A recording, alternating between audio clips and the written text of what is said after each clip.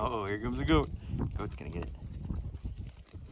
Good goat, yeah. Good goat, yeah. Good goat. Yeah. Happy goat. My milking method is way faster than rolling out. I just act like it's a teat and pinch off at the top and squeeze, extrude it out the bottom of my fist without needing surface space. Aided with gravity too. This method is much more peaceful.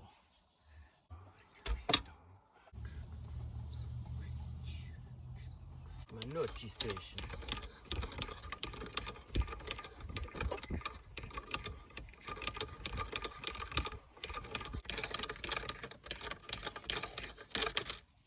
And there's one egg in here too. My sheep's kefir, eggs, and Bob's. I'll make a whole bunch of Nochi all at the same time. Let that dry out for a second. All right, cracking a new cheese. See how it is.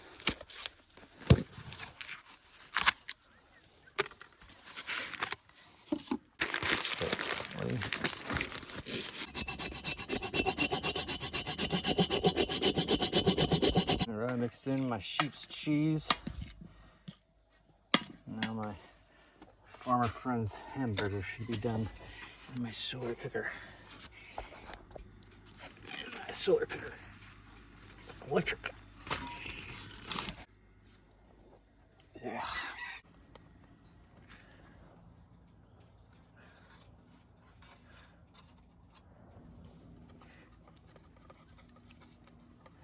Sourdough bread.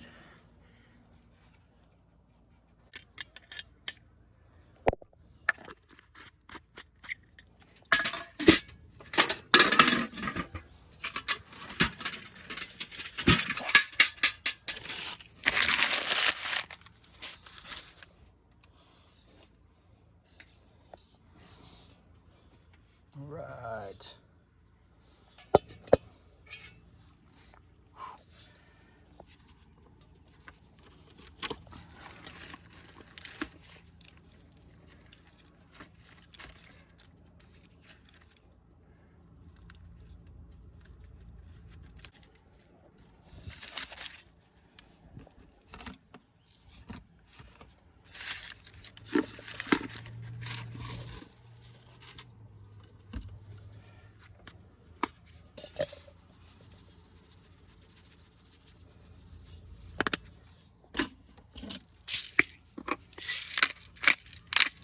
Thank you, God.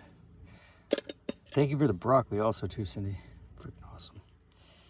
Sheep cheese, hamburger helper.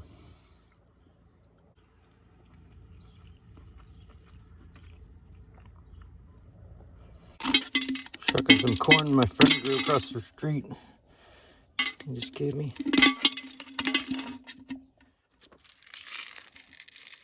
This is the different kind. It's like a rainbow.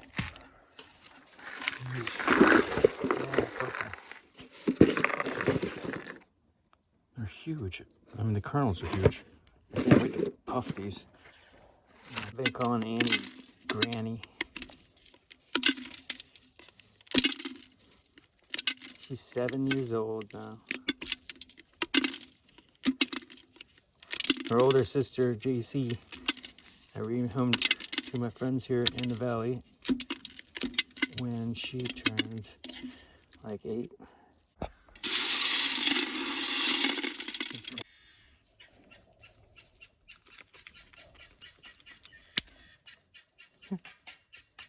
Yeah. It's like chew toy for my goat, dog. Yeah.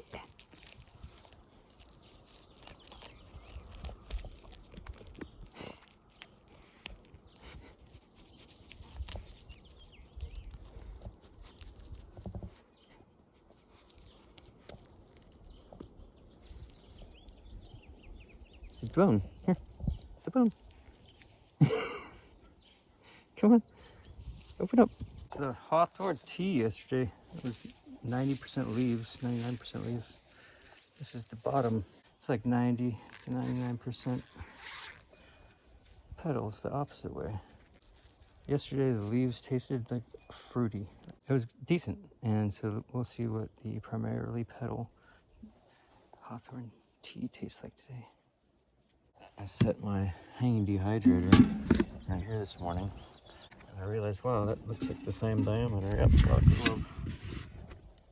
that's a new spot, and I like how it raises the cheese press, so it's more obviously a cheese press. And new farm stand open sign. Here's my new felting box.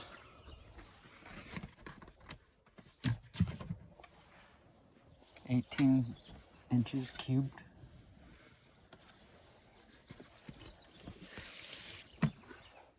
I'll have it opened up and working on the side of the road, pulling apart the wool with a bag of wool next to me. This also will help me to offer lessons, felting lessons, and hand spinning lessons. I can teach that right here too, because it's not like a drop spindle where you have to be out and away from the road and holding your arm out and taking up a bigger space. My method is super compact, just like this felting method. Everything just with the box, simple. And I'll be able to get little workshops right here. Welding workshops, security, manual labor. I improved my box felting method. My box felting method just got 4 times more efficient because I basically fill it up now and I stick one of these on top. After it jostles down by itself for a little while, then add one of these layers, 3 of these, because it's designed to squish down and then finger card is what I call it.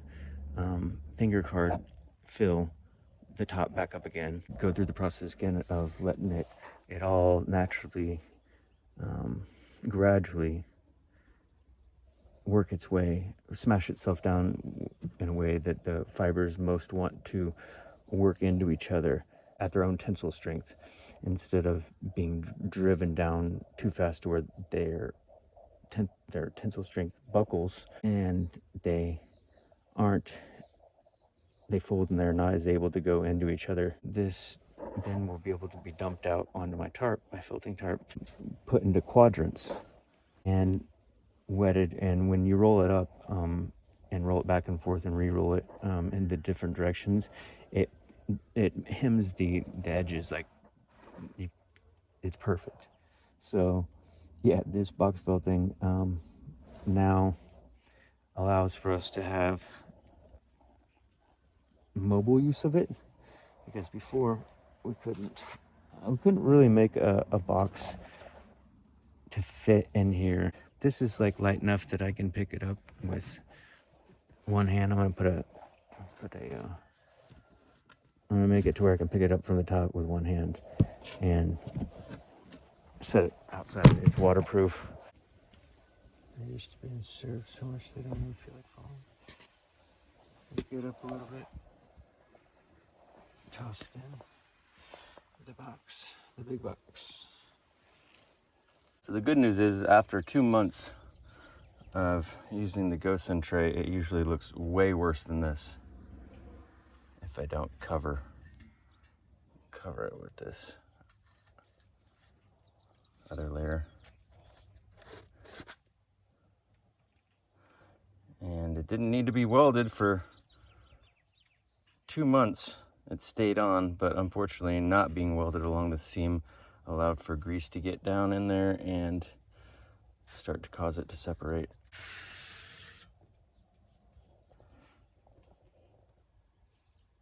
Oh, it's already peeling away on that side.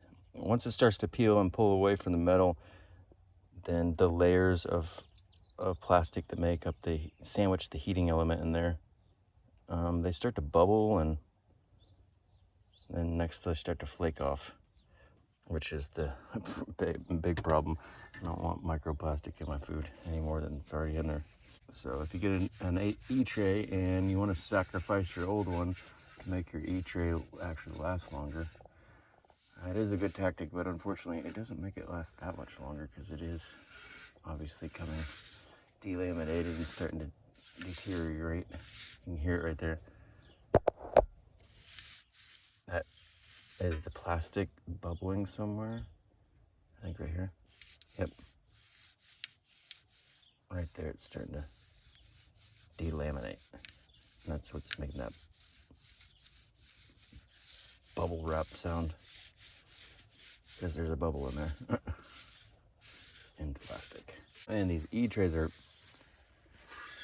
such a game changer for efficiency though. So I can't just leave these E-trays. We have to figure out how to improve them so that they're sustainable. They're too good of a service to just abandon because they're not sustainable. We gotta make them sustainabilize it.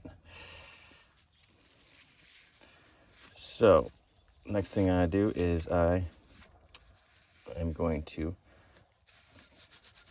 pay to have this tray welded on the bottom side after I clean it, obviously.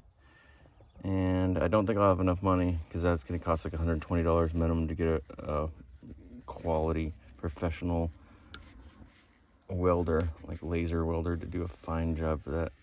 Oh, go son. Can you just spend your money on improving your own product instead of making a homeless person have to do it? All right. It only took about 30 minutes to bring 5 gallons to, looks like 130 degrees. More than enough to wash my pants. And it's hot. And you go. Happy clean pants. Happy clean pants. Yeah, happy. Stoke this fire and cook my lunch. Still got coals. Plenty of coals. Woohoo! I'm loving clover flower tea. I'm gonna collect some more of this. I'm trying it out in a paper bag because it seems like the little petals fall off and they'll just fall through my hanging dehydrator. I wish they'd grace further out there. This is where all the good stuff grows. The bottom of the hill.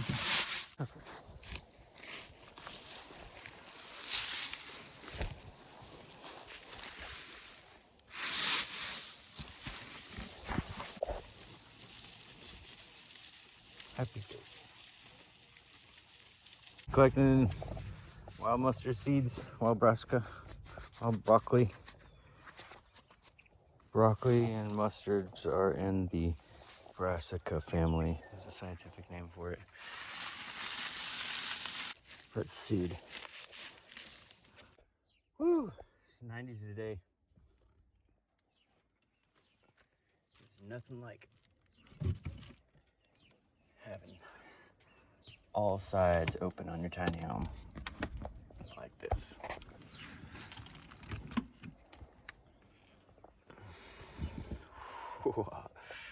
Oh my goodness. So much better.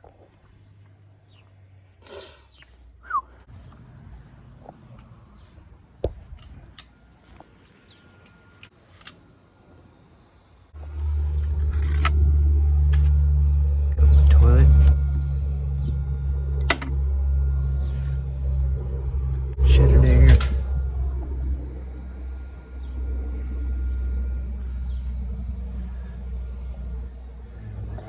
Drop down.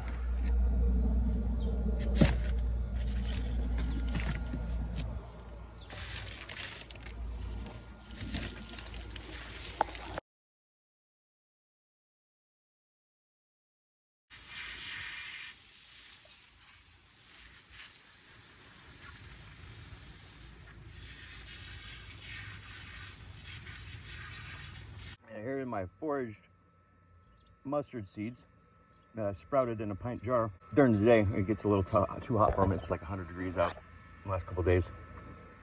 Definitely over 100 degrees a day.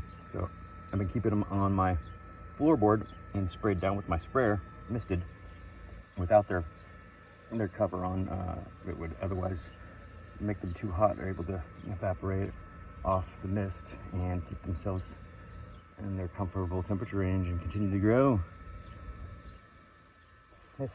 I've integrated growing wild microgreens into my wagon lifestyle example. It's freaking cool. All right, let's go to the lot. How cool is this? Now I just need to get a couple more pint jars so I can have these in succession and not feel like I can't just dump that whole thing in here, because that's what I want to do. But I also want to extend its supply because it takes a couple days for them to sprout like that. Oh. Thank you, goodness. Gratis. Godness. Whatever you want to call it. Thank you. Gratefulness. Gratefulness is key. There's more sulforaphane in these mustard sprouts than anything else you can possibly consume. Sulforaphane is one of the most powerful antioxidants known. Good goat. Good goat. Turn this way. Swing you around. Here you go.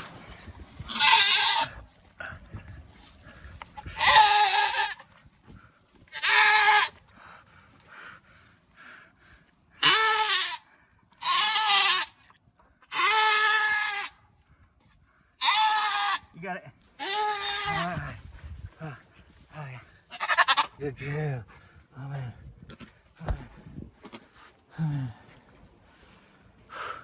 It didn't have its sets of hoofs out. It has bulkier shoulders instead of having. Yeah.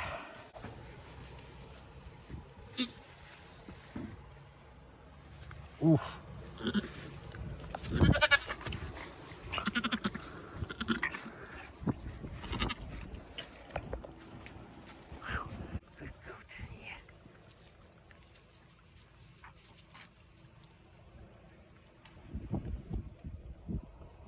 Oh, she's licking me. She's like, thanks for your help. It's sweet. I never had a goat do that before, or sheep. Like, thank me.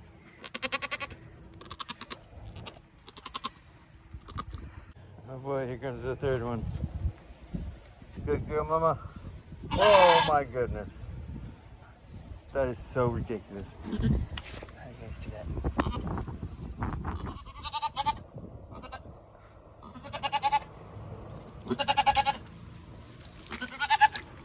Whoa! Oh, this one's smaller. She had really thick sacks. Like, all of them were intact as they came out. And I had to use force to rip them. That was crazy. They were so adorable. She's crawled up in my lap. You the daughter. You the daughter. Whoa, you fell on. Get back up.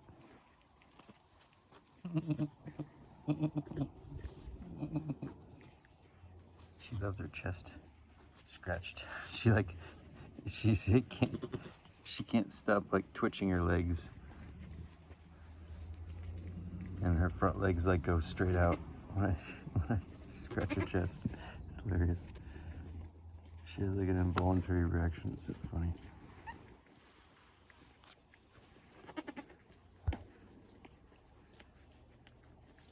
You did the best butt ever. You did the best butt ever. You did the best butt. You did the best butt. There goes. Already jumping up in my lap.